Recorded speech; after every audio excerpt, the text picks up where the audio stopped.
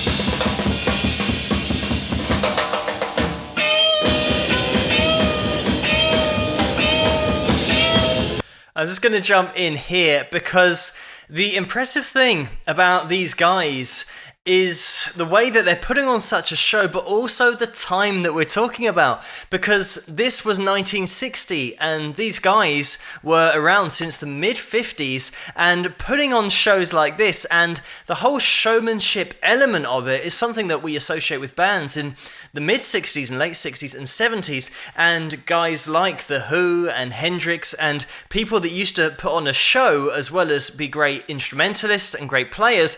And these guys were really at the forefront of putting on such a show when they performed, and also it's having the technical ability paired with the showmanship side of it, because a lot of people will put on a show in order to maybe make up for the lack of technical ability on an instrument, whereas these guys are great players individually as well. And as you could probably tell from the intro, these guys are brothers and their birth dates range from 1933 to 1938, so they weren't all born on the same day.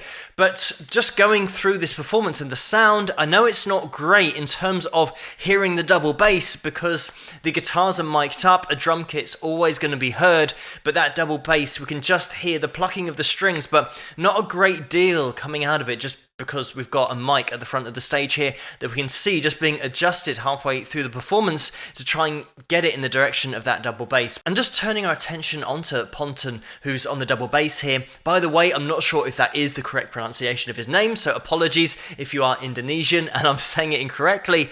But the way that he's laying down those bass lines, it's a shame we don't get to hear it because his left hand is all over it, and we get a great close-up of his plucking technique with the right hand as well. Just total mastery of the instrument, and some great lines going on there, even though they don't cut through the mix, because it'd be great to hear some of those lines that he's throwing together. And this whole performance is so solid as well, because we've got Lulu on drums here, and they're just tight the whole time through. And considering the amount of showmanship they're putting into the performance, it's really impressive that they're so tight the whole time. Obviously, being brothers, that's going to help in terms of the rehearsal time as well, because they would have spent so much time around each other just playing, jamming, and really honing their craft. And I mentioned the Indonesian link because these guys were born in Indonesia and they spent about 20 years there. As I said, their ages vary, so it wasn't until 1956 that they moved to the Netherlands, and they were putting on this kind of show. So they were starting to get a bit of attention because of the way that they played. And it was 1958 that they played at Brussels World Fair, and they were booked as the relief band for the main band. So while the main band were on a break, these guys would come on, and it was due to be for 15 minutes, but they just stole the show because of the way that they played and the show that they did put on. They got the attention of international promoters who then signed them up to play at German nightclubs. And as you can tell from the sound, this is real rock and roll here, and these guys were at the forefront of the Indo rock scene, which was the blending of Indonesian music and Western music, rock and roll.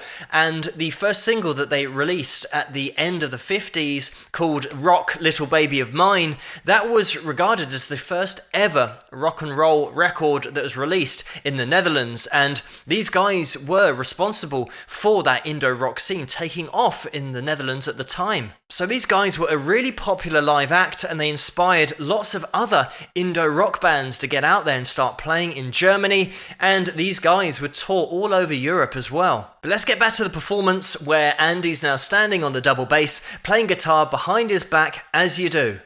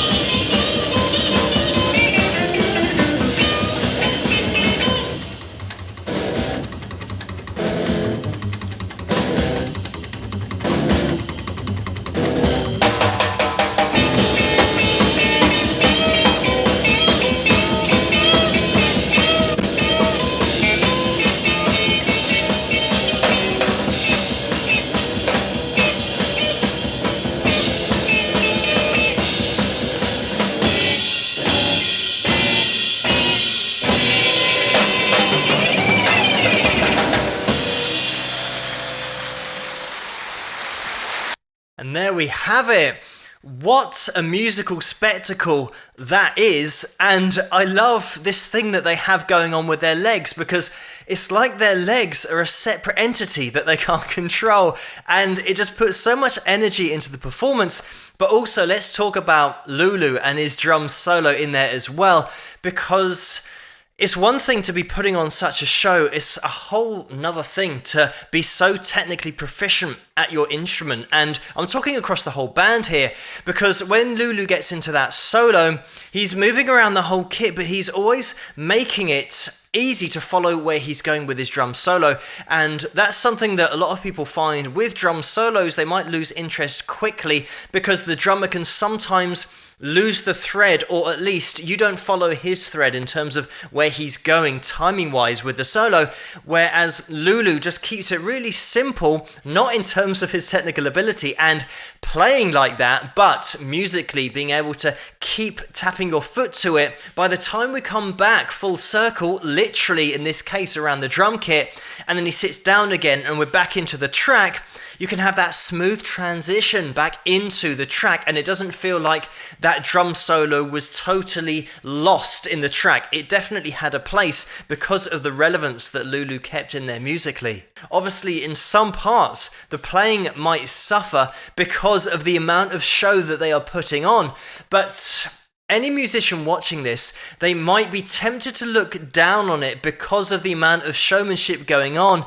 but then you give your drumsticks to a drummer and say, play that solo, because they really do rate highly on technical ability, and that goes across the board for the tightness, but also the playing on the double bass, the lead guitar, and just that overall rhythm as well that we have from Reggie as well. I haven't mentioned him yet, but the whole package musically is on song, and just the little techniques that are thrown in there as well. When Andy goes into his lead guitar break and he has that little rake across the strings, the little sweep pick across, such a cool sound, and really does show the depth of technique that Andy had as a lead guitarist. But these guys really did redefine what it meant to put on a show and be technically great at your instrument as well, because in the later 60s, we had performers who were playing guitar with their teeth behind their head and with their feet sometimes as well, but Andy was doing this in the late 50s and early 60s. Unfortunately, in 1964, Andy and Reggie were involved in a serious car accident in Germany, and from then onwards, the lineup started to change, and there were multiple lineup changes, but Andy was always part of the lineup. He was the only one that was there all the time. But the Tielman Brothers, what an entertaining performance we have here, and great playing across the board.